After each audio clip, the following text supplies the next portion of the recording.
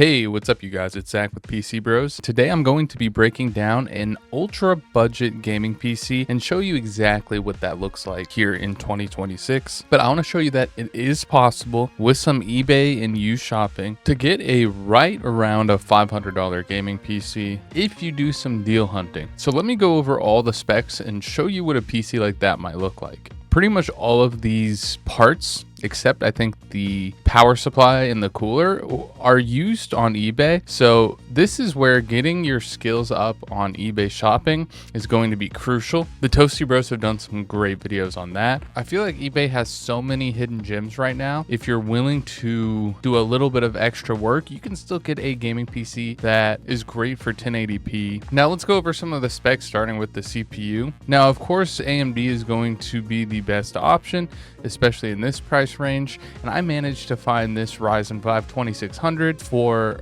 $40, and this is actually the 2600X, and it's really going to be difficult to beat this CPU, especially for this price. And you can still pair some pretty good GPUs with this CPU, which I'm going to show you here. Now for $100, I felt like the best option would be to pair this with the 1660 Super. You're getting 6 gigs of GDDR6 VRAM, which for 1080p is going to be good. And you'll see in the benchmarks later in the video that this thing still holds up in some modern games. And of course, we're going to need a motherboard that isn't too much, but gives us everything we need. And for $45, the ASRock B450M HDV is going to work for our use case just fine. Now, even on eBay, one of the more expensive things that we're going to have to get for this build is an SSD. And to save a little bit of money, we went with a 2.5-inch SATA SSD, 480 gigs. This is where adjusting for your budget can make this PC better, but it's really up to you. I personally would recommend a terabyte because really, even playing less demanding games, 480 could really only fit like 4 or 5 games. And if you use this PC for other stuff too, like work, I just don't think 480 is going to cut it. Well, although storage is still expensive, there's no guarantee it won't go up even more. If you can swing it, a terabyte is not a bad idea at all. Now, the most expensive part of the PC, which is sad to say, and here I'm sure, is the RAM. This is $120, so even more expensive than our GPU, but I chose 16 gigs of DDR4 RAM and 3600 megahertz. It is RGB. This is one of the only parts I got new. That's why it's $120, but I'd recommend on eBay used, you can actually save about $50 on this exact same RAM, but we just had this one. So for our use case, it was just a bit more convenient. Now for the power supply, I'd recommend 650 watts. We went with this ASRock Pro 80 Plus Gold. And for cooling, the ID Cooling SE214XT is a classic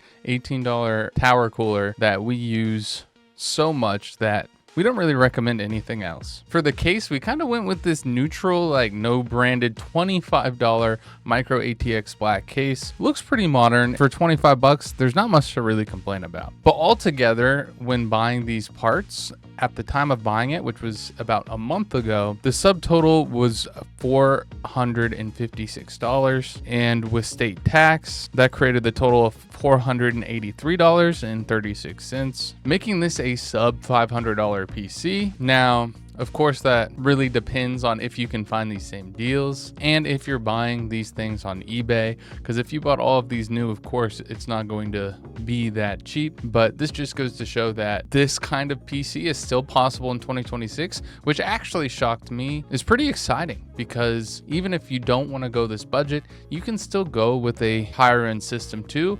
But just being a little bit more mindful of your shopping, you can save quite a bit of money. Now, is this PC even good? Let's check out these benchmarks and see just how well this thing can perform in modern gaming. First up, I tested CS2 on medium settings. All of these games are going to be in 1080p, by the way. And although Counter-Strike is an old game in itself, CS2 is still a good benchmark tool we like to use because of it being a little bit more demanding. And you can see it's using right about 70% of the GPU at times, and this benchmark tool gives us a wide range of scenes, and we're getting a pretty consistently high FPS, a higher refresh rate, like 144 hertz monitor with 1080p is very doable on a system like this, especially if you're not playing the most graphically demanding games. But I did test an even more graphically demanding game. By the way, a single player game called Black Myth Wukong is one of the more demanding benchmark tools that we use. And as you can see here, we are not getting 100 FPS like the last game on medium settings, but we are getting a playable experience, which right now we'd consider anything like right above 60 FPS, an enjoyable playable experience that keeps up with console. And at a price cheaper than what a PS5 is right now, this is actually pretty nice. I still think this is great because it gets you into PC gaming and you can tweak the settings even further. And if you're not necessarily obsessed with the highest settings, lower settings are just fine to play on too. Now, I tested one more game and this is not really that demanding of a game. Although this isn't really like a gameplay cinematic, this is more of just like almost like a movie cinematic. It still shows you what this GPU can handle, and we are doing just fine in a game like Resident Evil 6. And I like here it even displays the specs that you have. So that 1660 Super is doing some decent work here in games in 2026. But let me know in the comments down below, do you feel like this is a valid gaming option in 2026? A PC this budget, sub $500 if you find the right deals? And would you even consider building a PC with eBay parts? Let me know in the comments down below. And thank you all so much for watching, and I'll see you on the next one.